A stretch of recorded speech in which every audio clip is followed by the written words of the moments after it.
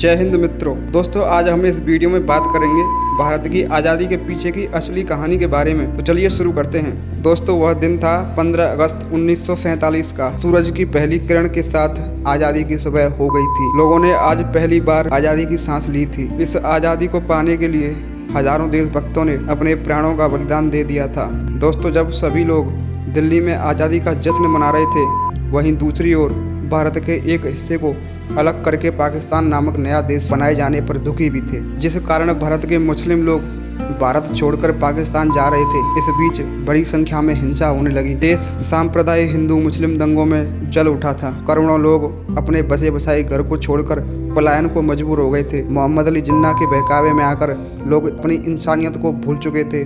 पाकिस्तान के लाहौर में हिंदुओं और सिखों की बस्तियों का पानी और बिजली बंद कर दिया गया था और उन पर खूब जुल्म किए गए। 15 अगस्त 1947 से ठीक 9 दिन पहले अमृतसर में 60 मुसलमानों का कत्ल कर दिया गया। इसके ठीक 2 दिन बाद यानी 6 अगस्त को 74 सिखों का कत्ल लुधियाना जलालाबाद के पास कर दिया गया। 1947 के अगस्त माह में ही लाखों लोग अपना घर बार छोड़कर पलायन कर चुके थे। पश्चिम बंगाल और पंजाब में हिंसा और मारकाट अपनी चरम पर थी। हर रोज सैकड़ों लोग अपनी जान गंवा रहे थे। दोस्तों आज हम उस भयंकर दर्दनाक स्थिति को देख तो नहीं सकते, लेकिन महसूस जरूर कर सकते हैं। आज़ादी से 2 दिन पहले यानी कि 13 अगस्त 1947 को लाहौर से अमृतसर के लिए एक ट्रेन रवाना होती है।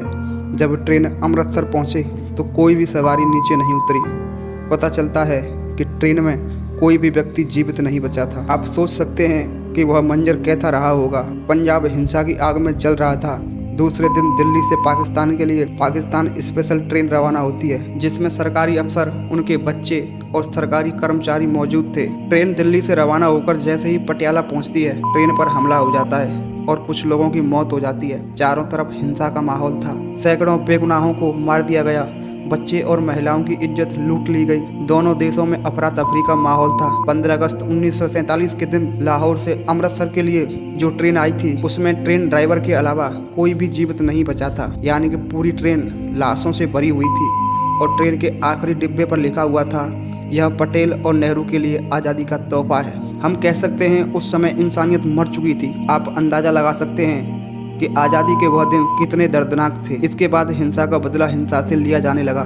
पाकिस्तान में से लाखों लोगों को अपना घर बार छोड़कर भारत आना पड़ा था और भारत से भी लाखों लोगों ने अपना घर बार छोड़कर पाकिस्तान पलायन किया। दोस्तों इस दिन को आज़ाद भारत के इतिहास में सबसे काला दिन माना जाता है, जहाँ पर हजारों बहन बेटियों की इज्जत उनके परिवार के सामने लूट ली गई। इंसान राक्षस बन गए थे। इसकी याद आज भी रूह कपकपा देती है। दोस्तों यह अंग्रेजों की फूट डालो और शासन करो की नीति का ही परिणाम था। इसके अलावा मोहम्मद अली जिन्ना इस बंटवारे का पूरी तरह से जिम्मेदार था। जिन्ना नहीं होता तो भारत और पाकिस्तान का बंटवारा भी नहीं होता। उसकी जिद पर ही बंटवारा हुआ था। मित्रों मोहम्मद अली जिन्ना भारत का प्रधानमंत्री बनना चाहता था, लेकिन जब उसको लगा कि वह पूरे भारत का प्रधानमंत्री तो नहीं बन सकता, लेकिन हाँ अगर पाकिस्तान अलग हो जाए तो उसका यह सपना जरूर पूरा हो जाएगा। तारीख आती है 3 जून 1947, जिस दिन पाकिस्तान का बंटवारा तय किया जाता है। साथ ही इसी दिन 15 अगस्त 1947 को आज़ादी का दिन भी तय कर दिया गया। इस बीच पाकिस्तान को अलग करके बंटवारे की लाइन तय करना, लोगों का बंटवारा और रुपयों का बंटवारा, इसके अलावा रिजर्व बैंक में पड़ी सोने की ईंटों का भी बंटवारा करना था। यह काम बड़ा टेढ़ा था। बंटवारे का यह काम एच.एम. पटेल और मोहम्मद अली जिन्ना को सौंपा गया। इनके द्वारा सभी चीज़ों की लिस्ट तैयार की जाती है और आगे विभाजन परिषद को भेज दी जाती है, जिसके अध्यक्ष लॉर्ड माउंटबेटन थे। बंटवारे के समय तय किया गया कि संपत्ति का 80% भारत को और 20% पाकिस्तान को देना तय किया जाता है। सरकारी दफ्तर में पड़ी हर चीज का बंटवारा हुआ, जैसे टेबल, कुर्सी और टाइपराइटर जैसे उपकरणों की गिनती करके भारत और पाकिस्तान में बांट दिया गया। इसके अलावा उस चीजों को बांटने पर आपसी झगड़ा भी हुआ, जहां तक कि भारत की एक लाइब्रेरी में पड़ी इंसाइक्लोपीडिया की पुस्तक का एक खंड भारत को तो दूसरा खंड पाकिस्तान को दिया गया। हद तो तब हो गई जब लाइब्रेरी में पड़े एक शब्दकोश को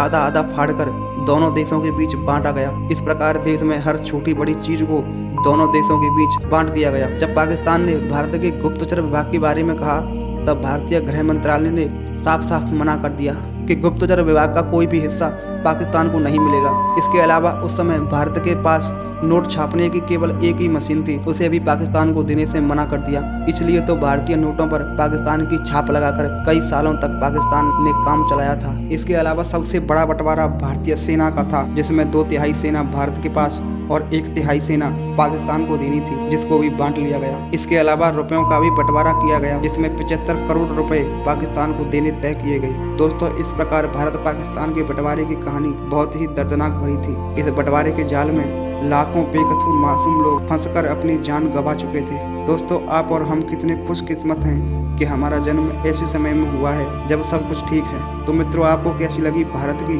आज़ादी के साथ बंटवारे की कहानी, हमें कमेंट बॉक्स में जरूर बताएं। और यदि आपको ऐसे ही दिलचस्प और जानकारी भरी वीडियो देखने का शौक है तो आप नीचे लाल कलर में दिखे सब्सक्राइब पर क्लिक करके हमारे इस चैनल फिर विश्वगुरु भारत को जरूर सब्सक्राइब कर लें। मिलते हैं ऐसी ही एक और जानकारी भरी वीडियो में।